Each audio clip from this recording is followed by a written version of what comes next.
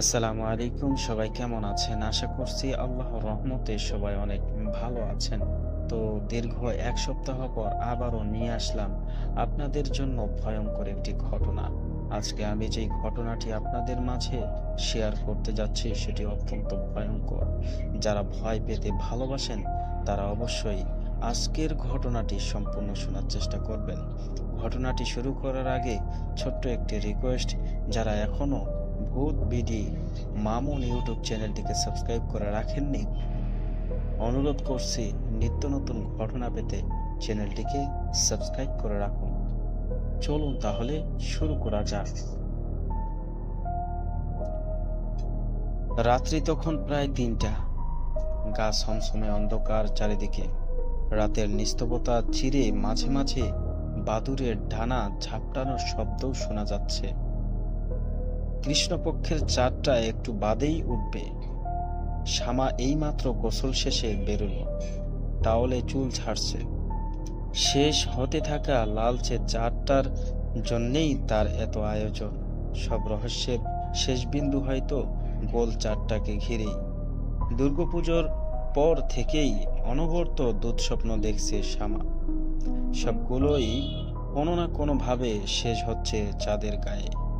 ভূত কিংবা অলৌকিক কোনো কিছুতেই বিশ্বাস নেই শ্যামার। দাঁত লম্বা, নখ বড়, উল্টো পায়ের অশরীরী কিছু একটা এসে তার ঘাড় মটকে দেবে, এসব গাঁজাখুরি গল্প হেসেই উড়িয়ে দেয় সে। তবুও রাতের পর রাত ভয়ঙ্কর দুঃস্বপ্নগুলো তাকে ভাবিয়ে তুলছে। বিচ্ছিন্ন স্বপ্ন নয়, স্বপ্নগুলোর কোথাও একটা যোগসূত্র আছে। স্বপ্নের কথা বলতেই কোথা থেকে এক তান্ত্রিক এনে হাজির করেছে তার মা।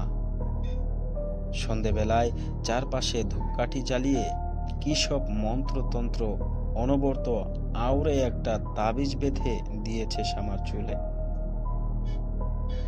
আর শোবার সময় বিছানার কাছে ধূপকাঠি জ্বালাতে বলে গিয়েছে। সারা রাত জ্বলবে ধূপকাঠি। কি সব আজগুবি কর্মকাণ্ড! জেঠার শ্বাসের অসুখটা হঠাৎ করেই বেড়ে যাওয়ায় রাতে শ্যামার মা বাবা জেঠার বাড়িতেই থেকে যায়।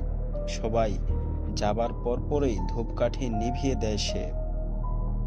ধোঁয়ায় অ্যালার্জি তার। গুনগুন করে গাইতে গাইতে সবার ঘরের বিশাল আয়নাটার সামনে বসে শ্যামা। আয়নায় তাকাতেই তান্ত্রিকের বেঁধে দেওয়া তাবিজটা চোখে পড়ল চুলে। কি বিশ্রী না দেখাচ্ছে! এক টানে তাবিজটা ছিঁড়ে ধূপদানিতে ফেলল। পটপট শব্দ করে তাবিজটা পুড়ছে। বিরক্ত চোখে সেদিকে তাকালো শ্যামা। এসব কুসংস্কারের কোনো মানে হয়? তবে একটা ব্যাপার বেশ অবাক করেছে তাকে। বিসর্জনের দিন নদীর জলে চাঁদ দেখার জন্য একটু বেশি ঝুঁকতে গিয়ে যে নৌকা থেকে পড়ে গিয়েছিল, সে কথা তান্ত্রিক বেটা জানলো কিভাবে? মাকেও তো কিছু বলেনি সে। ধুরো, হবে হয়তো ওখানের কেউ বলে দিয়েছে। আজকে রাতেই কিছু একটা করতে হবে। এসব দুঃস্বপ্নের বৈজ্ঞানিক ব্যাখ্যা আছে তো। একটু সাহস করে একদিন কৃষ্ণপক্ষের চাঁদটা দেখলেই সব ভয় শেষ। কৃষ্ণপক্ষের ৮ম দিন আজ। মোটামুটি দিনটার দিকে চাঁদটা উঠবে। এমনিতেই প্রচণ্ড সাহসী শ্যামা, আজ যেন আরো সাহস ভর করেছে। একটা চাঁদই তো। গোসল সেরে শ্যামা অজান্তেই বিজয়ার শাড়িটা পরে। একটু ভালো করে খেয়াল করলেই হয়তো শ্যামার চোখে পড়তো শাড়ির নিচের দিকটায় সিঁদুরের অনেকটা দাগ লেগে আছে। অথচ বিসর্জনের দিন পানিতে পড়ে যাওয়ায় সে সিঁদুর খেলেনি। চাঁদটা উঠেই গেল। আমি আসার আগেই দীর্ঘ নিঃশ্বাস ছেড়ে চাঁদটার দিকে তাকালো শ্যামা। কিছুক্ষণ পায়চারি করার পর ছাদের রেলিংয়ে হাত রেখে দাঁড়ালো। এক দৃষ্টিতে চাঁদটা দেখছে সে। একে একে চোখের সামনে ভাসছে বিসর্জনের দৃশ্য, পরপর দেখা দুঃস্বপ্নগুলো। শ্যামা হঠাৎ করেই চমকে উঠল। আজ তো আমাবস্যা, চাঁদের আলোয় কোনো ছায়া নেই। সে তারিখ দেখতে ভুল করেছে নিশ্চয়। তবে চারটা এলো কোথা থেকে? এই তো চারটা মিলিয়ে যাচ্ছে, ঠিক স্বপ্ন দৃশ্যের মতোই। সবকিছুই তবে সাজানো? ভুল তারিখ, জেঠার অসুখ, ধূপকাঠি সব ভ্রম। গোলাপ জলের তীব্র গন্ধ নাকে আসলো শ্যামার। ঠাম্মার মৃত্যুর সময় এমনই গন্ধ পেয়েছিল সে। দাদা ভাই যখন সুসাইড করে তখনও এই গন্ধটা পেয়েছিল। সবকিছুই কি কেবল কাকতালীয়? প্রচণ্ড ভয়ে শ্যামা কাঁপতে থাকে। ছাদে আর এক মুহূর্ত নয়।